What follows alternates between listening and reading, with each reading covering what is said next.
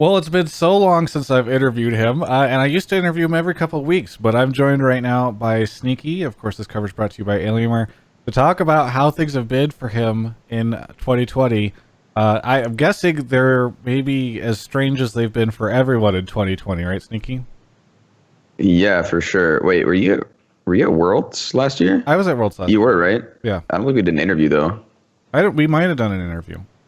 I feel like we didn't, because wait, no, we did. I actually didn't do a lot of interviews back then, like during that Worlds. Yeah, And I think because you were like one of the everyone only was ones. Yes, that's the one. Yeah, something like that. Yeah. Yeah, okay. So it's been about, a little less than a year. Yeah, a little less than a year, although you haven't been, I don't think you've been doing much besides streaming for the past year, right? Yeah. Yeah. Yeah, pretty much exclusively streaming. Yeah. Well, so what is what has 2020 been like for you? I mean, my guess is just like basically the same thing as any gamer, kind of just stuck inside. I mean, anyone, honestly, you're just playing games all day, waking up whenever. Might be a little different if you have like some online school session, but yeah, just been around. I'm sure it's the same for you. I don't know. Like, I doubt you go out. Well, I mean, I usually like to go out and like grab dinner and hang out with friends and stuff. I'm pretty social. And so this has been tough. I assume for you, like, I mean, this is not that different from when you used to just compete and stay inside and scrim. And, I guess you would go to the studio. So maybe that's a little different. But like, it's kind of funny in that your transition to streaming, I guess, has really kept you in the same situation as maybe you were before in terms of being able to go out and do much.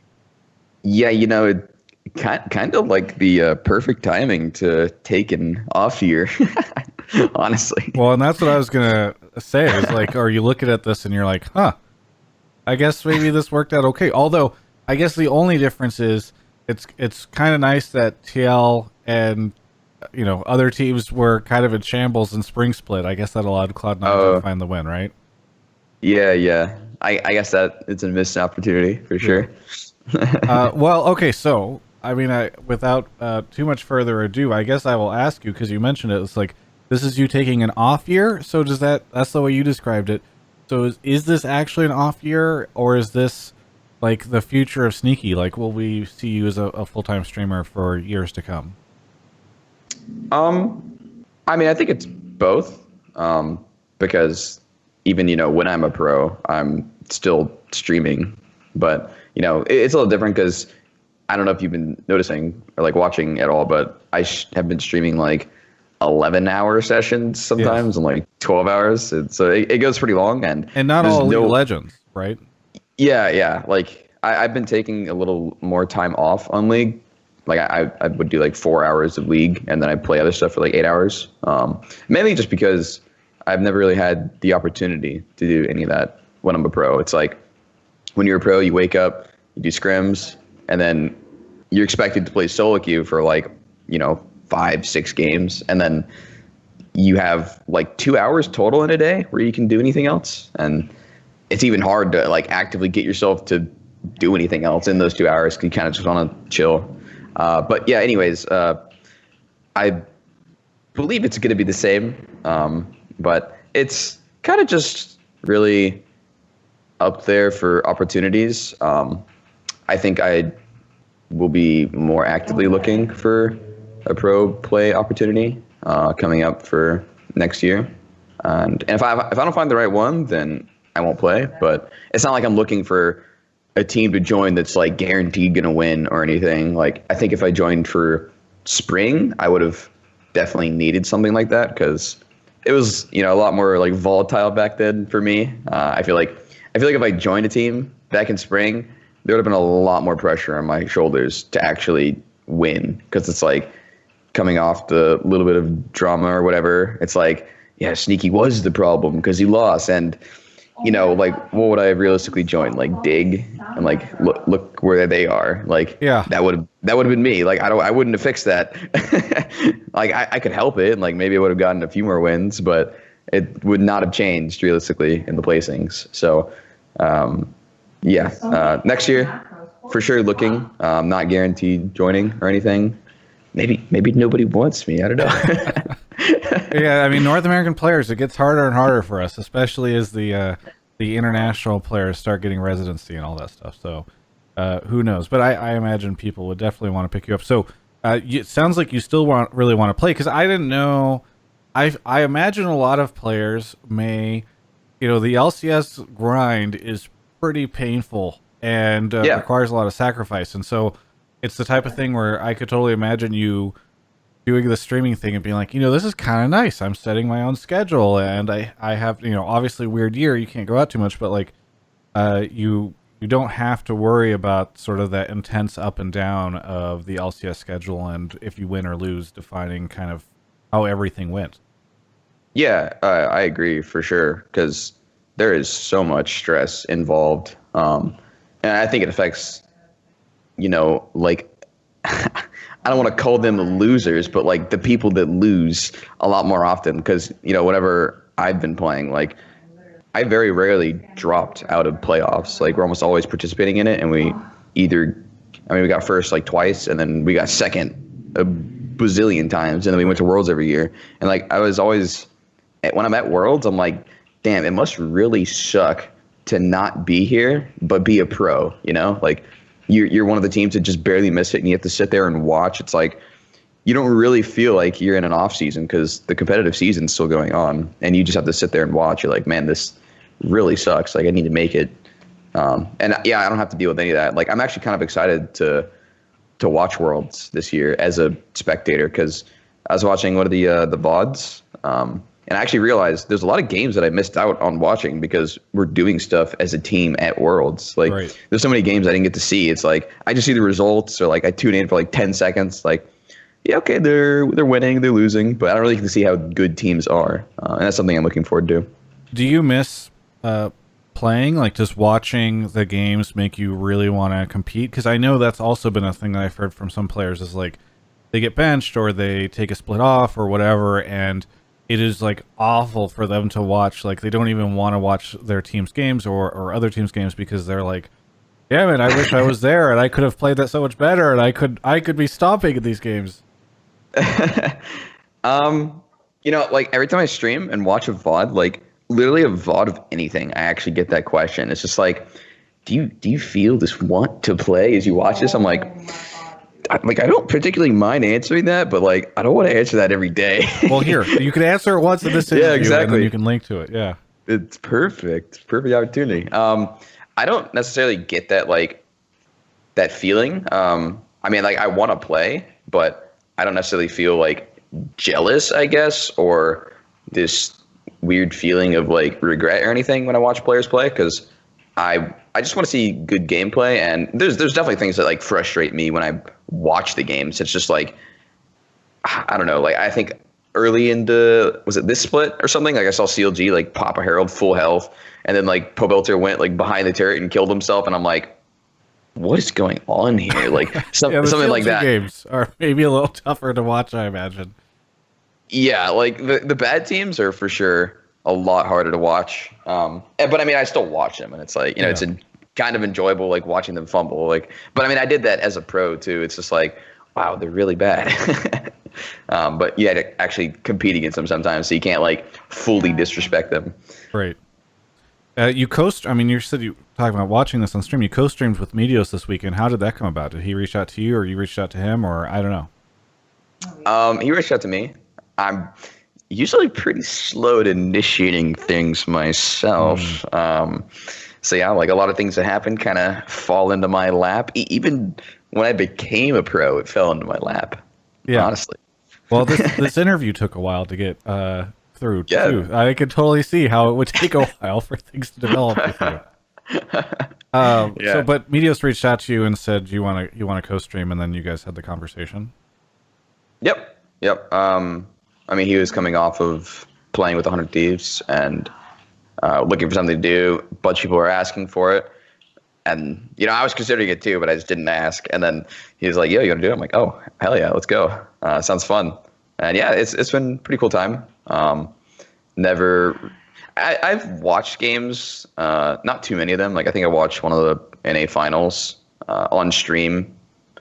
just with my chat, but I didn't actually get to like look at the game on screen. And it's a lot different because you can actually look at things with the people and like point them out rather than exclusively talking with your chat about what's going on, but like they can't see anything. They have to like find it in their own VOD, and like I'm sure they're not exactly synced up, like maybe 5 or 10 seconds behind to actually see the game. So it's a lot nicer for sure. I'm glad they added well, and you guys, I tuned in and really liked it, and you guys were discussing things too, like, oh, do you think this is good, or no, this sucks, or whatever. You know, it's like I thought that the back and forth was also really helpful.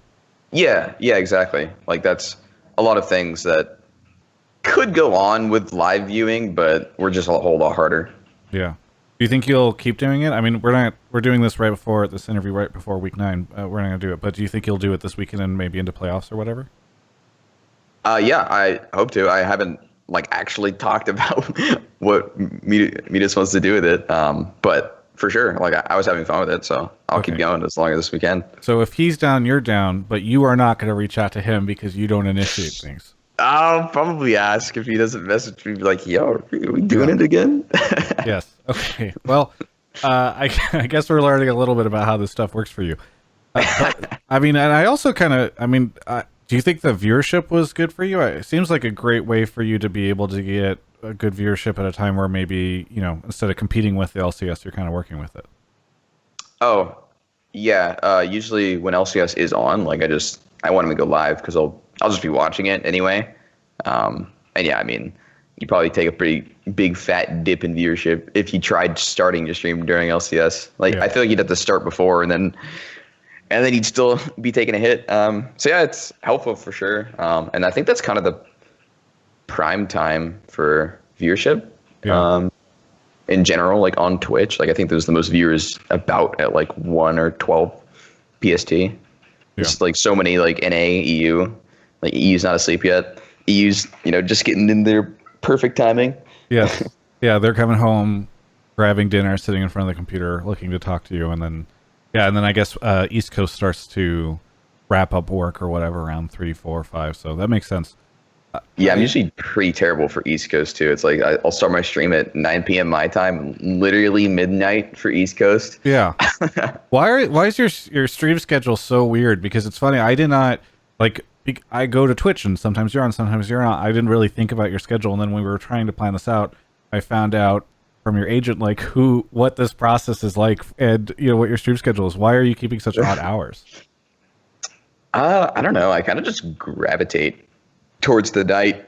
Maybe I'm a vampire or something. Yeah, a gamer thing, I guess. Yeah. I feel like I used to do it before because the sun gave me a headache. So I try to see less of it. Like if I'm too much in the sun. I mean, I played sports and stuff, so it's like I just constantly got it. But I feel like that kind of sort of played a part. But I don't know. Like I literally just go later and later, no matter what, until I'm in the morning. But you know, like as I've streamed later and later, and like sometimes I'll end up ending my stream at like 10 a.m. And like back when I was Florida mainly, I would go outside for like food or something because I was really hungry and actually see the sun. I'm like, wait, this thing's kind of nice. It feels way nicer for some reason, like at the end of the day than it does at the beginning. I don't know. I feel awful. If I'm awake when the sun comes up, I feel awful. So I was surprised you can do it. I mean, I guess for some people it doesn't bother them, but like it feels really bad, even though I'll stay up till 4 or 5 sometimes if I really need to. But going back to sort of the LCS stuff, you've been doing co-streaming. I'm kind of curious, has Riot reached out to you at all about trying to do stuff with their broadcast? Is there a chance that we could see you, I mean, depending on how their production works, do something on Worlds? Are you any interest, or do you have any interest in working with the broadcast at all? I think we were planning on something for something with playoffs for sure. I don't know what. Like I think they requested something. So yeah, there's definitely opportunities. They may have asked for something before. Oh, they asked for like cosplay day and stuff. So they reach out to me sometimes. They like me. I don't think I've ever really tried to do the desk or anything. I don't really know how they go for me. I'm sure I'd be fine, but yeah, that's something that's interesting too. Because if I'm doing co-streaming, it's I'm kind of running like my whole own analyst desk. Right. Not so much as like a color caster or anything, but like I do talk about stuff that happens during the games, but also like I kind of like to criticize things that I think are wrong as well, just that are going on in the game. So if I'm actually co-streaming, I feel like I'm kind of filling that same role as I would if I were to join their broadcast. But Yeah. could be something cool for Worlds. Yeah, and like I they was should gonna do say- that LA like setup that they usually do when Worlds is not in an NA. Right. Well, and that's what I was going to say is I don't know if co-streaming is allowed for Worlds. So if it's easier for you to, like, if you can't co-stream because maybe they have different rules around it, then that would be kind of cool to see you be a part of it.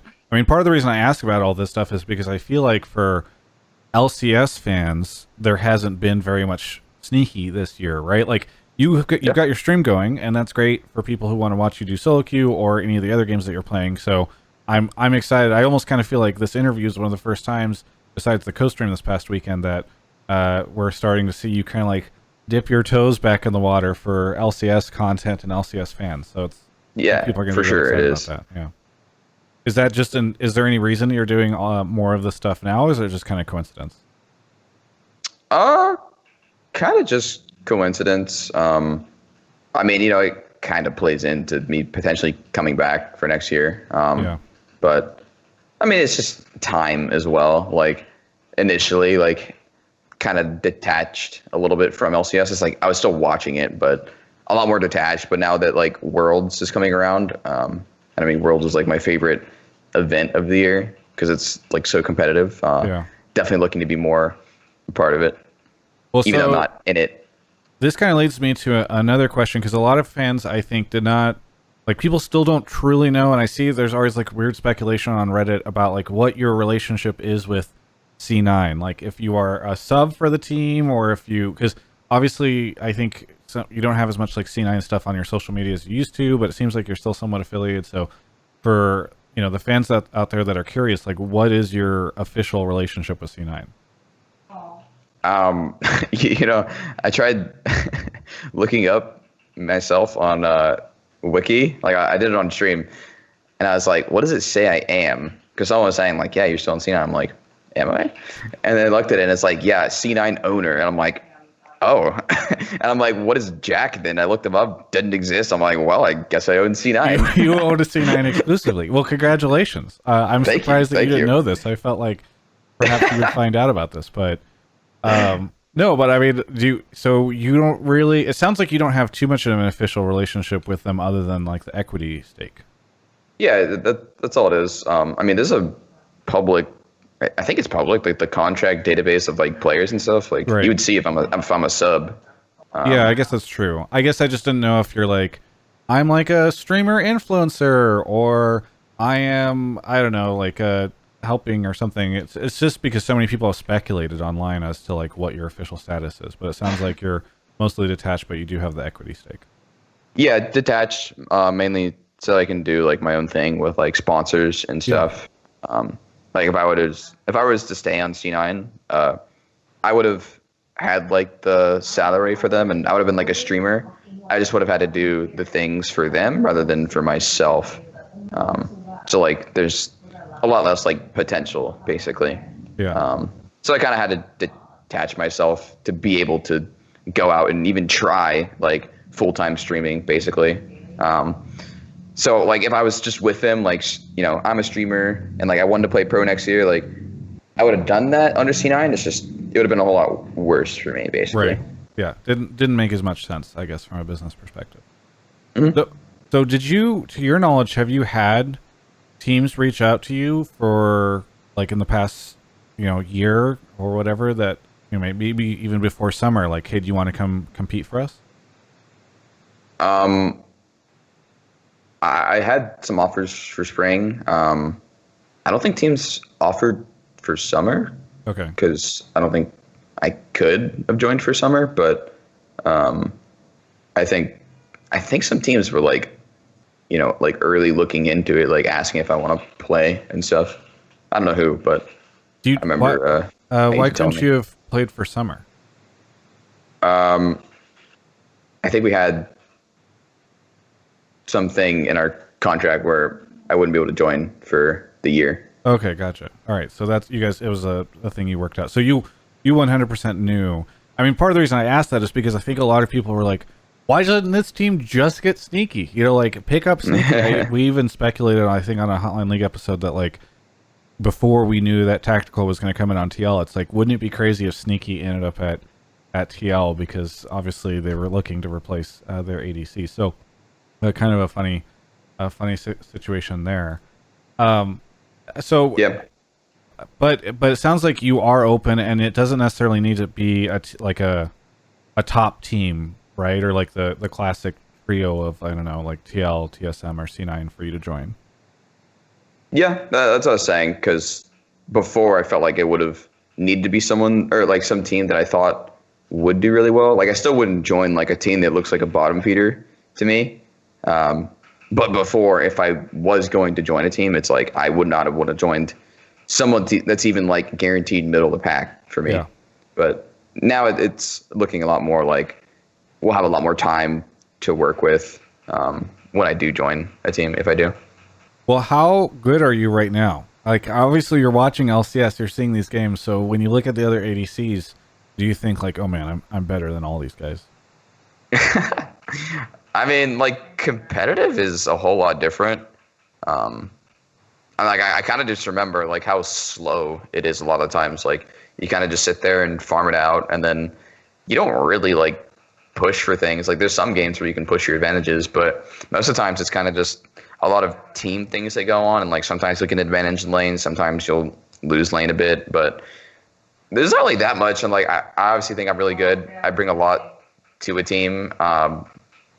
Not necessarily like through like direct communication, but my ability to like I'm like I got like a glue gun and I can like glue our team together a lot better than other people. You are the glue gun, or you're not even the glue gunner. You're the glue gunner of the team. You glue it all together. Okay, the bond. That's kind of what I think. I don't know. Like yeah, it's hard to really like take yourself out of your mind and like realize exactly what you do to help teams, because a lot of it's not just like directly doing that. It's just kind of just your day-to-day interactions and how you like treat people within the team. Yeah, because I mean, you could have a team of all amazing players, but they're not necessarily going to find success if they like all hate each other, can't communicate, or like solve problems together, I guess. Yeah, not even just hating each other, more of just, you know, like they just can't find the right way to express themselves to each other. And that's something that, like, for example, I don't know what year, but we got David. I think he's currently TSM. What is it, sports psychologist? Yeah. I think he is. But we had him, and like a lot of times we'd have conversations with him. Like he'd be on the TV because he's calling in, and we're talking to him. And like a lot of times in the conversations, nobody's responding to anything he's saying, and like I'll just be one of the ones to be like just giving him like some sort of response and like just even talking about what he said at all. So sometimes a lot of players are like nervous to speak up to, and that's kind of just where staring blankly at the screen as he's trying to talk to people. You're actually you're an amazing teammate because you can answer questions that are posed to you. That's impressive. I mean, it's just an example of like how people don't really want to speak up a lot of the times, and like I can bring it in a way, like be a mediator in a way where they don't want to say something, but like I can approach it and make it easier for them to talk. Yeah, I'm just teasing. I mean, obviously, things get tense on teams, and so being able to figure out a way to like diffuse that or figure out how to raise issues that everyone's thinking but no one's saying, I'm sure is important. I asked Kobe, by the way, or I didn't ask him. I told him I was going to be interviewing you today, and he wanted me to ask you to rank all the North American ADCs right now, because he feels like ADCs are in a really weird place this year in North America because we've seen a lot of movement in the rankings, and we have some newer players and that kind of thing. So I'm curious if you want to go ahead and pull that up. Yeah, okay, I got the standings. So from what I've seen, like, I mean, Teal is even talking about it a little bit themselves. It's like, okay, when are we actually ranked first in people's minds? Like, when I've seen their games, like, they're winning, but they're not really, like, winning. You know? Like, they're getting the dubs, but Kobe wanted to know specifically ADCs. Yeah. I was just going through my mind. I guess I can go through it quicker. I'd probably put Sven at number one still. Okay. He's been doing really well. C9's taken some losses. Hasn't really mattered. Probably, I think Tactical and Double Lift have probably had about the same performances. I don't think Double Lift's done anything spectacular. I think his Callista game didn't look very good. He was dying a shitload. So are you putting them at 2? Yeah, like a tied for 2, basically. Okay. FBI has had some good stats. I mean, like Gold Guardians is posting about his stats, so I don't know how, one-sided those are. Yeah, I mean, they're making up entirely new stats just to talk about how good he is. So I feel you. Yeah, exactly. I'd probably put him there, and then I feel like past that doesn't really matter. I think the rest are just some kind of like realistically, like how are you gonna rank like the worst players? Like you're not. I mean, like they're not bad, right? But I feel you. I'm just trying to think. Where would you put Bang? Like in he's bottom doing half? fine. I mean, literally just the next one is fine. Like you just throw them in a mix. It's not like they're bad. It's just like for me, AD carry performances are not carried by the team, but they're like a representation of how the team's doing and how well they can do. Because there's a lot of times where you can just sit back as an AD and never die, and not deal much damage and never really contribute. But there's a lot of things you can be doing, like especially in an Ashe meta. Like Ashe is one of the most controlling AD carries that haven't really seen anyone like perform super well on Ashe. Like she has lane pressure. She can literally give your whole team map hacks, and then you can initiate fights. Like she's actually one of the like hard carry in a macro sense. Yeah. AD carries. So I haven't really seen these super great performances from Ashe players. Like I mean, even example like Sven, like he was actually hitting arrows through Black Shield, like actually making fights winnable. Like that's part of the reason why I'd put him number one. The other guys, like I just don't really see much out of the other dudes. That's the thing. So I reworked instead of being like a ranking, it's a tier list, and it looks like you've got Sven in S tier, Tactical Double Lift in A, FBI in B, and then everyone else in C. Yeah, does that make sense? Okay. Well, now I can report back to Kobe and give him this tier list, and then he can, or this ranking or whatever, and he can bring it up on the dive or something and talk about it or in his cast. It's only his. Give it to only him. Yes. We'll see if he references it and gives you credit. Well, either way, I'm also kind of curious how things are going on the cosplay front, because obviously you've had a lot of extra free time to invest into that. And you mentioned Riot was hitting you up about cosplay day. I guess there's like less events to go to, but you still can release photos and do the whole Patreon stuff, right? So. Yeah, I got hit a little bit, just because of the costume supply, because I ordered them. Oh. Yeah, and like they come from China usually. Right. So initially it was really bad. It was like I think it was like 2 months shipping or something.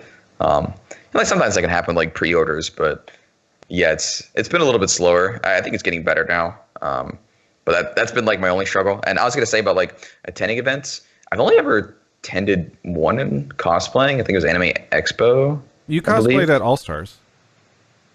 Oh yeah, I mean, I guess I was thinking more like an official cosplay situation. Yeah, something like that. Because that would be something I could do as a non-pro that like might have happened more often if COVID didn't happen, basically. Yeah. Or maybe even would have went to like, say like spring finals happened. Like maybe I would have went there and like, chilled for a day, but then cosplayed another day, something like that. In these moments, it's funny because I think, we talked about how this was kind of a good year for you to take off, but also it kind of sucks because like, I could imagine you going to all these things, doing all this stuff, going to finals or whatever, and just obviously none of that is an option right now. Yeah, because it just doesn't exist. Like they're in their houses. Exactly. Like go over to their houses, show up in the player cams. Yes. What is, what are the things that you are finding time to do? Because obviously maybe you're doing a little bit of the cosplay stuff. I heard you got nominated for a cosplay award, which I think is kind of cool. And so maybe you're still keeping that stuff going, but are there other things that you're finding time for? No, not really. I mean, for me, my life, I'm pretty content with just playing games. Yeah. Like I haven't really needed anything else to keep me going. I mean, I watch anime or TV shows on the side too. I've been reading Tower of God as well, webtoon. So I What is find Tower time of for God? Let me things, look this but up. video Is games it kind of just keep me going. What do you is say? Tower of God a manga? Or is it a book? Yeah, it's a webtoon, but It's a webtoon. it's the same. Okay. It's the same thing. It's just classified a little different. Gotcha. Okay. So you've been doing that, but also you kind of mentioned, and this is a question also related to kind of the COVID stuff. Like, would you go back home and have spent a lot of time there during this year, or like spent more time with your family? Because I know they're back in Florida, right? So maybe that's been something that's been harder for you. Yeah, I think I was gonna go see my grandparents, which I haven't seen since like 2013. Oh my God. Yeah, I was gonna do that because they're in South Carolina. Yeah. But haven't really been able to do that with this going on. Like I don't really want to enter a plane. Yeah. It's very dangerous. It's like I get sick at an airport just regularly. I can't imagine doing it during COVID. Is part of you a little relieved that you're not going to Worlds this year, considering they're still bringing people on planes over to China? I don't know. I mean, like with the timing of it, how it's. I honestly, I don't even know how COVID's doing. Like, I don't know if it's worse than it was initially. It's definitely at. I think we're hitting all-time highs in the U.S. Elsewhere, it's not as bad, but the U.S. I think it's been pretty bad. Yeah, I can't imagine how much that would really suck. Like, you go on a plane and you actually get infected. That's absolutely massively terrible. Like, you're going to end up in China just doomed. That is kind of scary. I didn't really think of that, honestly, until you just asked. Well, so and they're also doing, at least what I've heard, is that they're also going to have the players do 14 days of quarantine. So you get there, and then you stay in your hotel room for basically 14 days before you can get going. And obviously they'll supply you food and all that stuff. But like, it's going to be kind of tough, I think. On the other hand, I don't know, maybe pro players are like, we just stay at the hotel all the time anyway. But I don't know. Yeah, I hope they can give them like an actual setup in these quarantined rooms instead of what I imagine just you have to bring your laptop and your laptop gaming for 2 weeks. Oh, I'm sure, because I mean the players will all need to scrim, right? So I'm sure that they'll have that stuff set up, and I think they're literally, I mean the sense I get, they haven't really explained all the details yet, is that they're gonna basically take over this whole section of stuff, so they should be able to make everything work with the hotel, because I think they're probably buying out an entire hotel or something to make this work. So but it's definitely interesting, and it's, I guess, probably nice for you again that you don't have to really worry about this too much this year. Yeah, true. Yeah, I mean, it's like if I qualified for Worlds, I still would have been happy to go, but just wear my hazmat suit on the plane or something. If you're gonna skip a Worlds, this is the one to skip, though, I guess, is maybe the takeaway. Yeah, I guess. Has this experience for you this year given you kind of like, I don't know, a chance to reflect on what life will look like for you after you truly are done with competitive? Do you ever think about this stuff? Do you look at this and go like, oh man, this is something I really like, or man, this, I'm not looking forward to this? Does it make you worry about it? I don't know. No, I haven't really worried about it. Just doing it, I guess, because like I said, literally all I need to keep me going is just video games to play, because that's all that's really ever entertained me. Not as great at social interactions myself, but I don't mind them. It's just like video games are there for me the whole time, and they kind of just keep coming up with new and greater stuff, and it's always keeping me interested. So I feel like life after, like, say I couldn't be a streamer for whatever reason, I couldn't be a pro player, like if I just had to play games, like I'd still be pretty set. If you just had to, I mean, I guess theoretically you'd be able to do that full time at this point in time. You could just kick back and play games. So it sounds like you're completely fine with that. I'm sure a lot of people can definitely relate to that sense of just like, all I need is video games to be happy. Yeah, I was gonna say, like if I, like say I couldn't stream and I wasn't a pro, didn't want to be one or something, like I think I'd still probably find something that I'd want to do that wasn't just playing, like some form, because there's a lot of like struggle to find interest in things if you're not like, not necessarily like forced, but like if you don't have something that you're doing to like further yourself with that. I'm sure you know the feeling as well. Yeah, like you need a goal or a purpose. It's like reason to get up and do something in the morning. So I have. So I'm sure I'd do something. I have one friend I know that says all they need is video games. Like if they could retire early and just play video games, that would be their reason to get up in the morning. But it's cool to hear that you want something more, and perhaps that's part of the reason you really want to get back into competing again. So yeah, might be.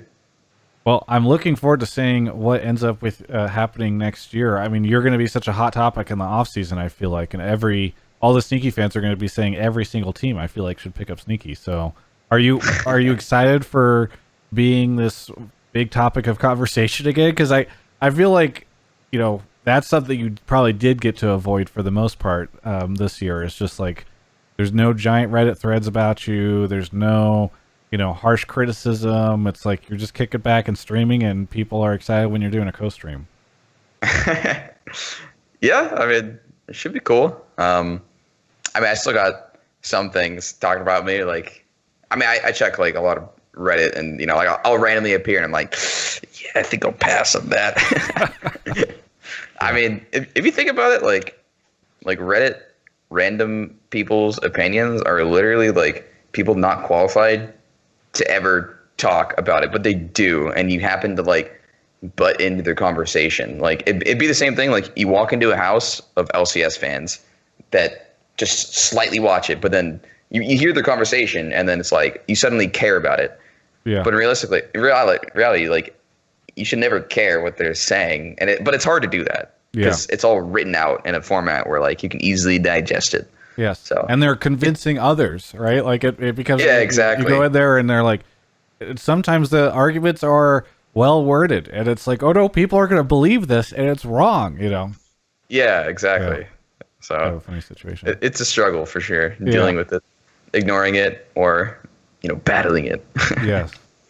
Well, either way, looking forward to seeing you come back next year, hopefully. Is there anything you want to say to all the Sneaky fans out there who I'm sure are just excited to hear that you're looking forward to coming back and being more a part of the LCS, maybe through more co-streams or world stuff? Thanks for supporting. I'm sure they've been supported anyway, but yeah, thanks for being around. Yeah. Thank you so much for taking the time to do this interview with me, because it's definitely been something I've wanted to do. I think a lot of people have been curious what's been going on with you. So either way, thank you so much for taking the time. And for everyone else, you can check out the rest of my coverage of all things League right here on my YouTube channel.